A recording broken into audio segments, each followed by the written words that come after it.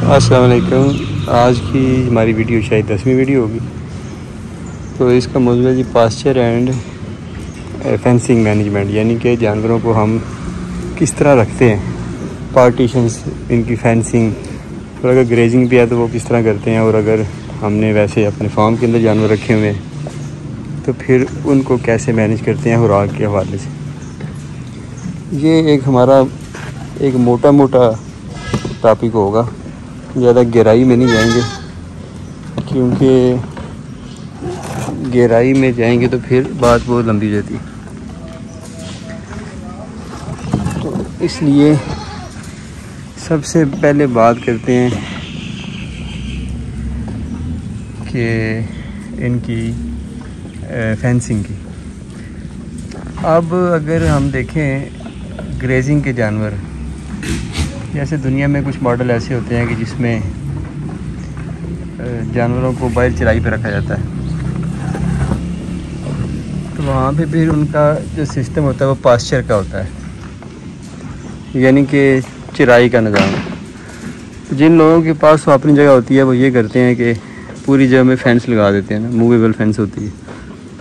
तो एक मतलब अगर उनके पास मेरे 50 जानवर हैं और उनके पास जो 10 एकड़ रकबा है, तो उसमें फिर कार वो ऐसे लेते हैं कि फेंसिंग कर लेते हैं। एक हफ़्ता 2.5 एकड़ की एक हफ़्ता होगी, 2.5 एकड़ की उससे अगले हफ़्ता होगी फेंसिंग, यानी कि जानवर उसमें रोटेट होते रहते हैं ना, उसे कहते हैं रोटेशनल ग्रेजिंग।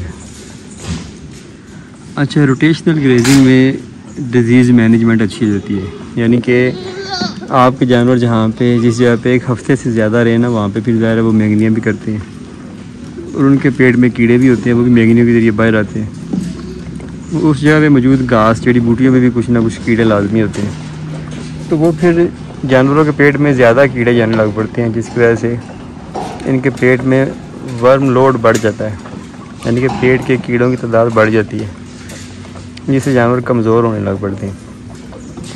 तो इसलिए अगर हम रोटेशनल ग्रेजिंग में रखेंगे तो फिर ये मसला जो है ना इतना गंभीर नहीं होगा, और जो वहाँ पे जड़ी बूटियाँ वगैरह हैं उनको भी दोबारा उगने का मौका मिल जाएगा ना, सारे काम हमारे ठीक रहेंगे।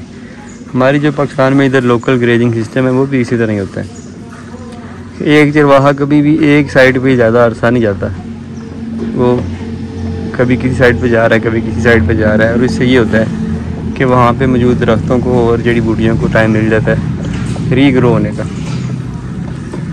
तो क्योंकि अब क्लोज फार्मिंग का दौर आ गया, वो वसी और रीज रकबे जो कई मुल्कों में आज भी हैं लेकिन हर जगह पे दस्तयाब नहीं होते, तो वहाँ पे फिर फेंसिंग की जगह पे ना पार्टीशन का निज़ाम आ गया क्लोज फार्मिंग के अंदर। जैसे ये आपके सामने पार्टीशन, ये फेंसिंग है, अब इसे फेंसिंग कह लें या पार्टीशन कह लें,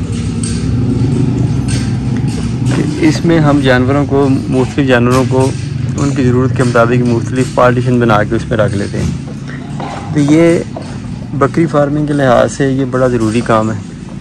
अब ये दूसरे जानवर हैं जैसे गाय भैंस है, उनका तो मुझे कोई इल्म नहीं है, लेकिन मेरे हिसाब से उनमें भी पार्टीशन होती हैं कि इसमें बछड़ियाँ बछड़े लदा होते होंगे, बुल लदा होंगे, दूध देने वाली लदा होंगी, प्रेग्नेंट लदा होंगी, लेकिन मुझे उनका इल्म नहीं है। इसमें ये लाजमी होता है, क्योंकि बकरियों के काम में अगर ये ना हो तो फिर ये काम चल ही नहीं सकता।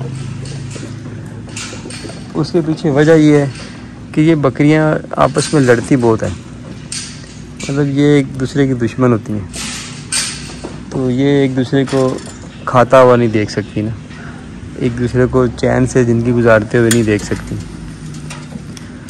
तो जैसे कहते हैं ना कि कुत्ता कुत्ते का वैरी होता है, तो ये इसी तरह बकरियां भी दूसरी बकरी की दुश्मन होती हैं, इनकी सुलह नहीं होती। तो इसलिए हमें ये लदा करके रखना पड़ती हैं, वरना फिर काम ख़राब हो जाता है। मतलब कि प्रेग्नेंट के साथ हाल ही छोड़ी हुई हैं तो वो प्रेग्नेंट तो बेचारी फिर थोड़ी सी ढीली पड़ जाती है, उतनी ज़्यादा एक्टिव नहीं रहती। तो दूसरी बकरियों ने जब देखना ना कि प्रेग्नेंट की आंखों में खौफ है, तो उन्होंने उसे मारनी है टक्करें, और फिर उसने बच्चे गिराने और नुकसान होना है। और इस लड़ाई में बहुत बकरियां भी मर जाती हैं। तो इसलिए हर एक जानवर को अलग से उसका पार्टीशन बनाना बड़ा ज़रूरी होता है। अब जब अगर छोटे जानवरों में हम बड़ी बकरी छोड़ देंगे ना तो वो उन्हें खाने ही नहीं देगी, तो इसलिए फिर जो छोटे जानवर हैं वो कमज़ोर होने लग पड़ेंगे। तो फिर हर एक जानवर उम्र के लिहाज से, वेट के लिहाज से, अभी देखें ना ये उधर ही लड़ना शुरू हो गई। तो ये देखिए, ये देखा, मतलब इनकी जो रिविलरी है ना, जो दावत है इनकी, ये बाय डिफ़ॉल्ट है, ये ख़त्म नहीं होने वाली। तो ये सारी इनकी इकट्ठी भी रहेंगी और लड़ेंगी भी, इसलिए इनको पार्टीशन बनाना पड़ती है, बड़ा ज़रूरी है। इसमें हमने जो पार्टीशन बनाई हुई हैं वो ये है कि एक में दूध वाली बकरियां हैं, एक में जो हाली बकरियां भी क्रॉस हो रही हैं, एक में वो बकरियां हैं कि जो जिन्हें साल हुआ बच्चे दिए हुए, एक खाने में वो बकरियां जिन्हें 6 माह हुए हैं, जो 8 माह जो पहले पैदा हुई, और एक खाने में वो बच्चे हैं जो अभी 2 माह के हैं, और उसके आगे वो बकरियां जो अभी दूध दे रही हैं, क्रॉस नहीं हुई, और उसके आगे वो बकरियां कि जो दूध भी दे रही हैं और क्रॉस भी होगी। मतलब ये आपको अपनी ज़रूरत के मुताबिक इसमें काफ़ी सारी पार्टीशनें बनाना पड़ती हैं। अब ये देखें ना, वो उधर जाके तो दूसरे खाने वाली बकरी से लड़ रही है, देखें अब कोई मकसद है। तो इसलिए पार्टीशंस बड़ी ज़रूरी हैं इसमें। अगर हम पार्टीशन नहीं बनाएंगे तो समझें कि फिर हमारा काम जो है ना वैसे ही तमाम हो जाएगा। अच्छा, दूसरी बात पास्चर मैनेजमेंट। ग्रेजिंग में तो आपको पता है कि पास्चर मैनेजमेंट यही होती है कि आपने किसी एक इलाके में ग्रेजिंग करनी है, फिर दूसरे में, कोई तीसरे में। अगर आपके पास अपनी ज़मीन है तो फिर आप उसमें पार्टीशनें लगा देते हैं फेंस से, और हर हफ्ते बाद वो फेंस आप उस पर मूव कर लेते हैं।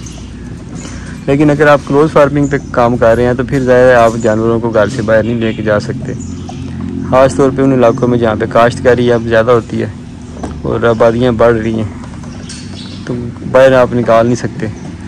तो वहाँ पे फिर आपको देखना पड़ता है कि आप अपने जानवरों को क्या फीड दें जिससे आपके जानवर सेहतमंद रहें। तो हर एक जानवर की कुदरत ने खुराक अलहदा से रखी है।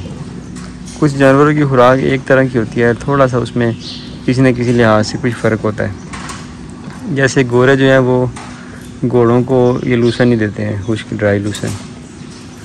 अब 7 घोड़े ग्रेजर भी होते हैं। इसका मतलब है कि घोड़े असल में बुनियादी तौर पे घास खाने वाला जानवर है। घोड़े का जो रुख होता है गर्दन का, वो भी नीचे की तरफ होता है। आप देखें जब भी घोड़े खड़े होंगे, थके होंगे, गर्दन का रुख नीचे की तरफ निस्बतन हो जाएगा, और इसलिए वो ग्रेजर कैटेगरी में आते हैं, ब्राउज़र कैटेगरी में नहीं आते। जैसे गाय भैंस हैं वो भी ग्रेजर हैं, वो घास चरते हैं। तो अब वो ये लूसन भी डालते हैं घोड़ों को। अब इसमें प्रोटीन अच्छी है, इसमें फ़ैट अच्छा है, इसमें विटामिन मिनरल्स की मिकदार अच्छी है, तो ये भी उनके लिए मुफीद साबित होता है। तो हालांकि वो ग्रेजर हैं, घास खाने वाले जानवर हैं।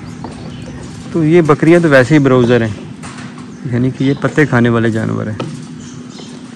तो इनकी गर्दन का रुख ऊपर की तरफ होता है कुदरती। अब ये बकरी खड़ी है, देखेंगे अभी आप महसूस करें कि इसकी गर्दन का रुख ऊपर है, नीचे नहीं है। अगर भेड़ खड़ी होगी वो उसकी गर्दन नीचे जा रही होगी, इसलिए ये ब्राउज़र है। और लूसन जो है ये क्योंकि है ही पत्तों वाला चारा, तो ये तो बकरियों की वैसे मरगूब ग़िज़ा होती है पत्तों वाला चारा।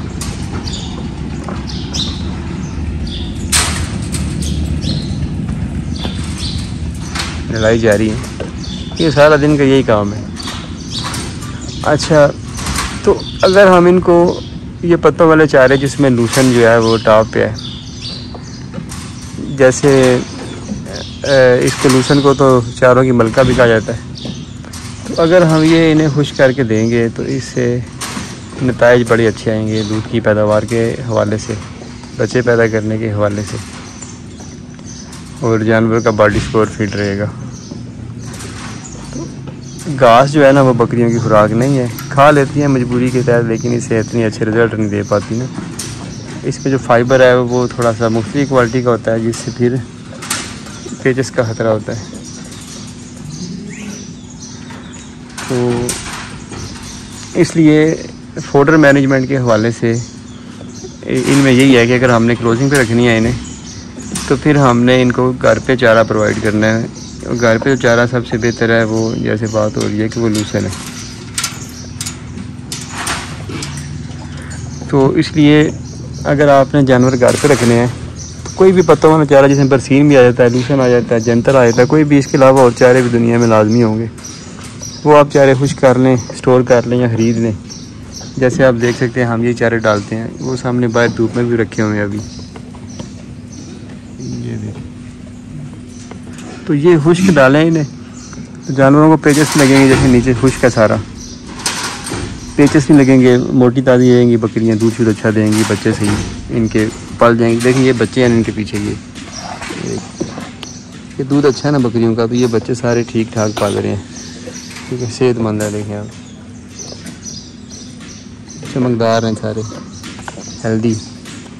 तो ये है कि अगर चारा इन्हें अच्छा देंगे तो फिर ये अच्छे पाल जाएंगे, बकरियां अच्छी रहेंगी, लंबा अर्सा चलेंगी, टाइम से क्रॉस होंगी, टाइम से हीट पे आएंगी, ज़्यादा बकरियां ठहर जाएंगी आपकी, ज़्यादा बकरियां ज़्यादा बच्चे देंगी, ज़्यादा दूध देंगी, वो सारा निज़ाम ठीक हो जाएगा।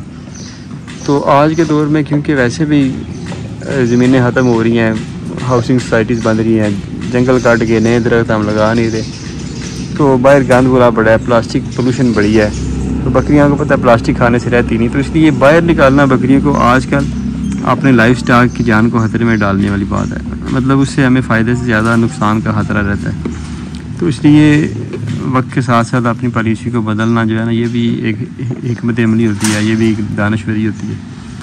तो आज के दौर में दानशमंदी यही है कि हम जानवरों को क्लोज रखें, जो अच्छा चारा है उनके लिए साफ़ सुथरा वो मुहैया करें। और अब ये देखें लड़ाई शदीद हो गई है।